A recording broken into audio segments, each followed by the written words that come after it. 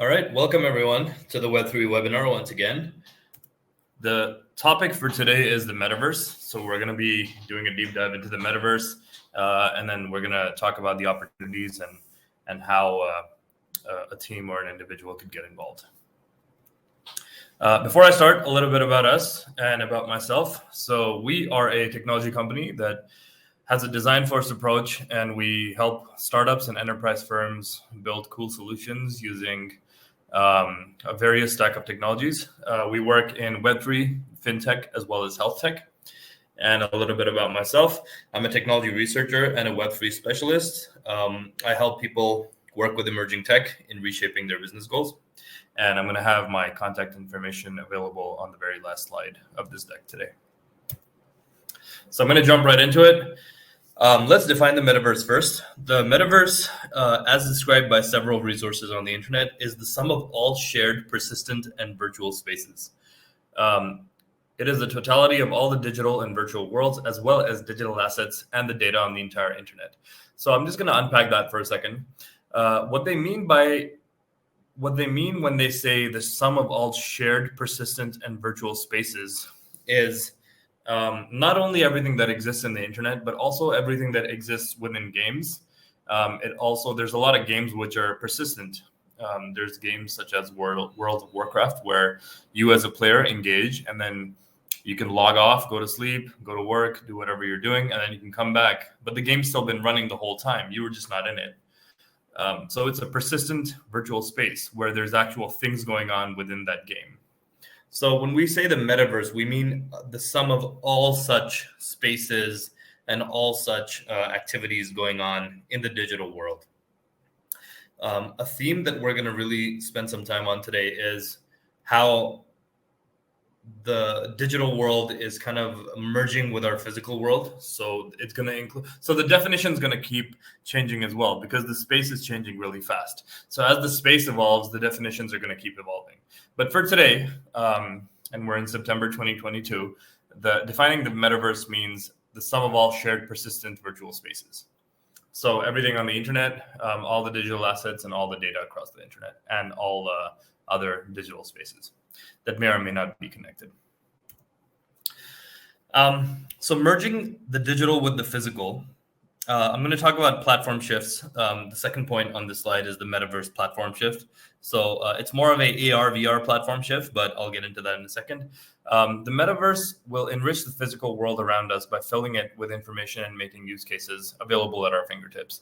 What this means is, and that's where the platform shifts come in, is that there have been several platform shifts in the past couple of decades. So at first, the internet came and it was accessible through computers and through cables. There was no Wi-Fi. Like the internet was literally through the internet cable that used to come into your house. Then we got Wi-Fi, where you could connect wirelessly within your home or within your office. But the platform was still the same. You were logging onto a physical computer. The first platform shift, in my opinion, was when we went from the computer to a laptop, which became a mobile computing device.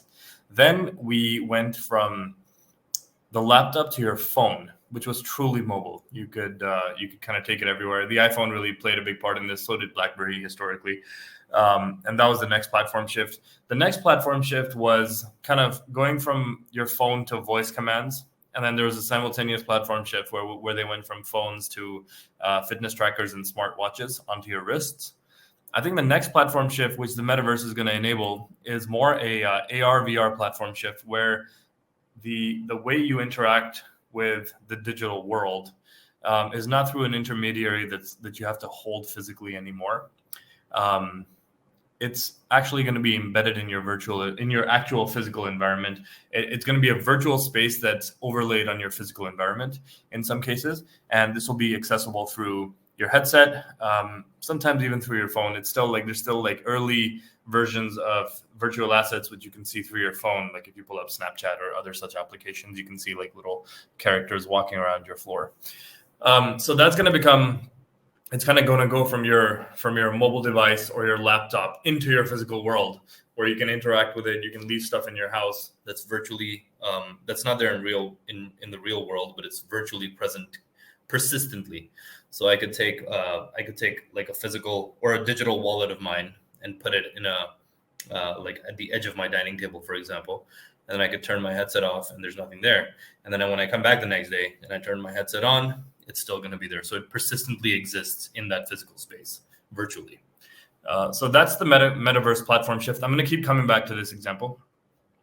AR applications in the metaverse will enable users to choose from several layers. So today we pick an example of this today is we want to see content on either Netflix or Amazon Prime or HBO or Disney Plus or any other streaming device. The same way, you'll have different layers or different service providers for different metaverse functions. So you could have a game that's available on one service provider, and then you could have other information that's available somewhere else. So let's say you're sitting on the subway as you're going through, or the SkyTrain in some cases, and as you're going through your city, you point at something, and you'd have to be logged into a specific layer, and then you could have data about like what that building is or what that artifact is off in the distance as your subway is kind of going past it. So you could learn more about your physical environment that way, depending on the application you were using. Just to wrap the slide up, we've used our devices to access the internet and the digital world. But the metaverse combined with AR, VR, and MR is going to bring the digital world to us physically. It's going to place digital objects and digital experiences in our everyday physical world.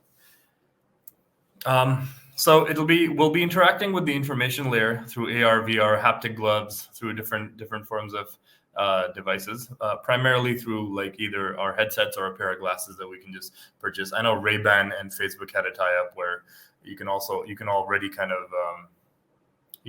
access it. Was it Ray-Ban and Facebook?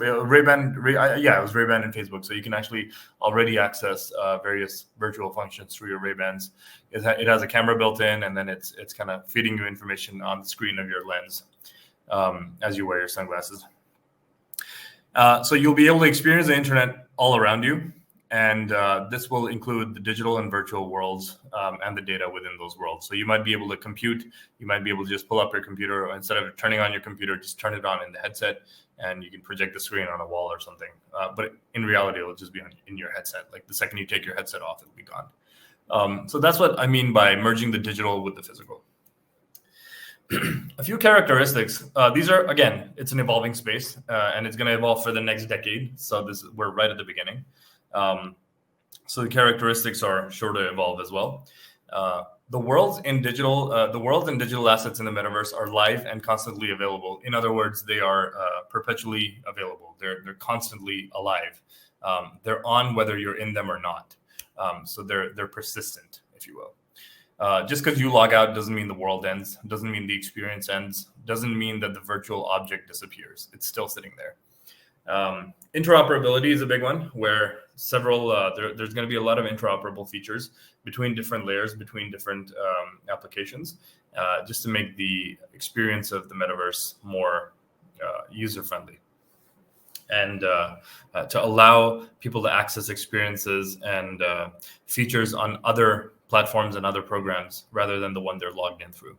And I think the blockchain layer has a lot to do with this, because the blockchain companies and the blockchain networks early on, they realized that interoperability would be a key feature that would really help users to onboard with the technology.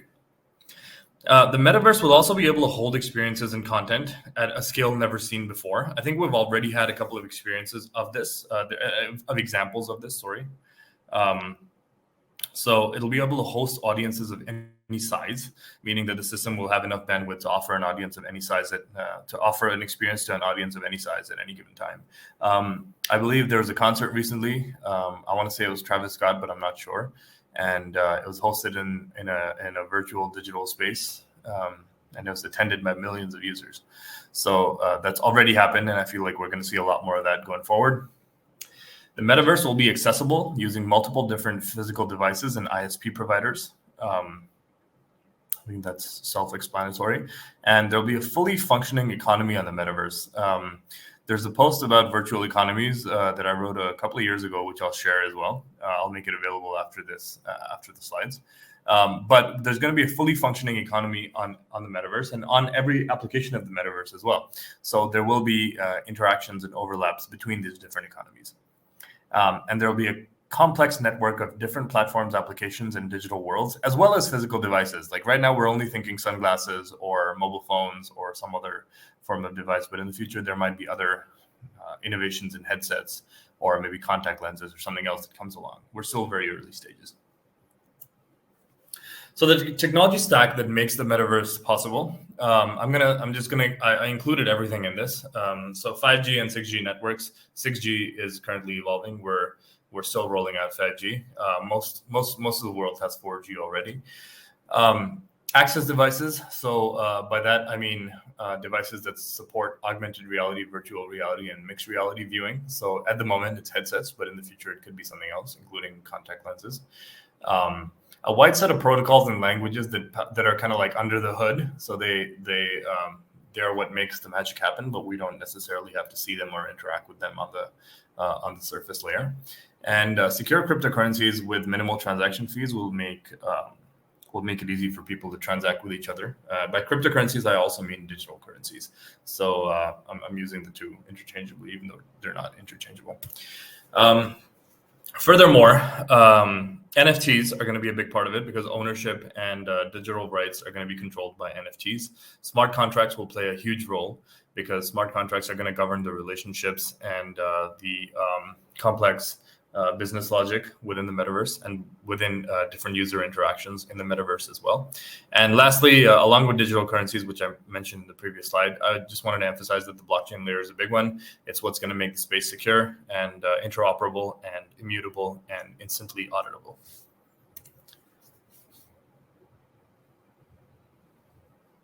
So previously I mentioned, I think it was Travis Scott that had the concert in a digital virtual layer. And what made it possible was this technique called sharding. And it basically helps millions of people to attend a live event in a given digital location at the same time without latency or server errors arising. So more about, I've kind of highlighted the word here at the end right here. So you can click on that for an article which kind of explains it in more detail. If you really want to get into the nuts and bolts of how sharding works, how the database architecture pattern is set up. Culture within the metaverse, again, this is evolving, and it's going to keep evolving in the foreseeable future. Communities develop in games. They develop their own speak, their own lingo, their own kind of lore, if you will. GTA 5, World of Warcraft are some of the popular examples that come to mind. Similarly, communities and applications and games and platforms in the metaverse will develop their own subcultures and their own lore, if you will, or even their own lingo to some degree. Cultures develop around applications, interest groups, use cases, geography, and purpose. So these are all to be kept in mind. Memes also play a big part of it, and the interactions of the intersection of different cultures and different interest groups are also something to watch out for. So extremely interesting space, and a lot of it will also evolve around profitability and economic value in some cases as well. So then that brings me to my next slide, the economy within the metaverse. I've highlighted the virtual economies list here, so you can click here and you can read a much more detailed post about virtual economies and how to create them. Virtual economies already exist across several applications within the metaverse. Larger and more connected virtual economies will exist, and they will interact and overlap with each other as well. Activities as diverse as world building, charity, concerts, fashion, shopping, advertising, education, politics, and activism will find a place in the metaverse, and communities will organize around these activities. A lot of applications will offer cryptocurrencies / digital currencies and peer-to-peer transactions as mediums of payments between their users. So that's something to watch out for as well. In conclusion, the metaverse is the next frontier for online interaction, which will unlock a new generation of apps, platforms, and use cases. It will redefine the digital space. It'll redefine how we interact with data, how we think of the world around us as well. Organizations that take time to understand and adapt their digital strategies to properly engage with the metaverse will be at an advantage. Remember, you're still at a very, very early stage of this technology. So the faster we onboard, the faster we adapt our technology, stack, our strategies, the way we communicate with different stakeholders in our organizations, as well as the people and communities we provide services and products to, the greater the advantage we'll have. So the metaverse is here to stay. I'll open it up for questions in just a second. I'll just walk through how we can help, and then I'll put up our contact information. So there's several ways in which we can help create and manage metaverse solutions for companies and individuals, as well as startups. I've listed them all on the slide. I'll do a quick read through, and then we'll move on to questions. So we can help with metaverse advisory services. That includes the platform choice. So depending on which blockchain platform you want to build with, the technology stack that you want to use, will help translate logic and processes into code. This includes smart contracts. We'll create the checks and measures for your projects, create the right set of smart contracts, integrate on-chain and off-chain oracles to your smart contracts. We did a couple of slides. We did a couple of presentations in the previous weeks about oracles as well. So we spent some time on oracles. So you can go back and check that as well. We'll help audit and test your code. So we'll test that everything works properly, and we'll do a lot of scenario testing where different scenarios and different permutations and combinations of code can be tested to make sure that everything works properly. We'll provide design side support for your project. So that includes all of the front end stuff. We have a fantastic design team in-house.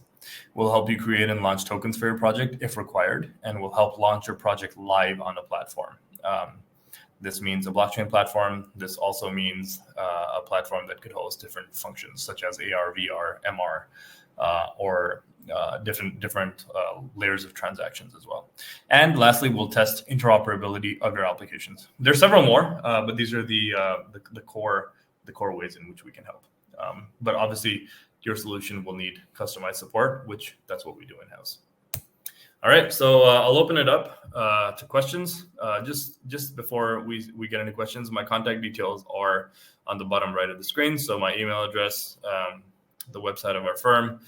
You can reach out to me on Telegram, LinkedIn, or Twitter as well. So I'll open it up for questions, guys.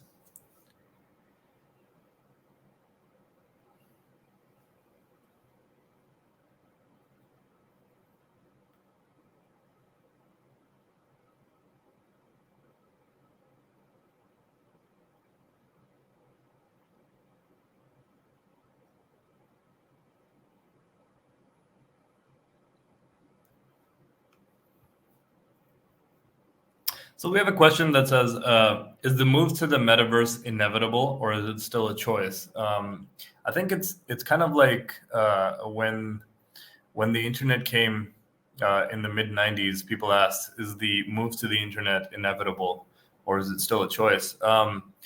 In some form, it is inevitable for everyone. For example, let's say you were a offline service in the mid-90s that had nothing to do with technology. So you could be a plumber or a carpenter or something, and you could be like, oh, the internet doesn't matter. But if you used it for your advertising, eventually, I guess everyone used it for their advertising. But the earlier you got on, the more clients you could have had. So I think it is inevitable. It's definitely something that'll put you at an advantage if you think about it properly and you engage with it early. So it's not it's a choice for some people, but it's definitely I would suggest that it's a choice that they make, because once they make the choice, they'll be at an advantage over the competition.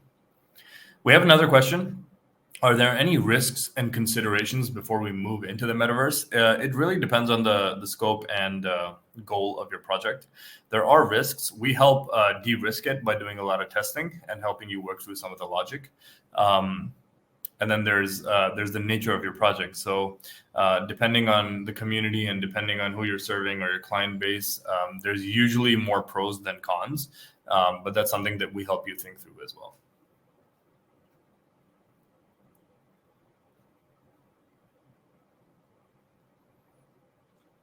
Any more questions, guys, or should we wrap it up there for today?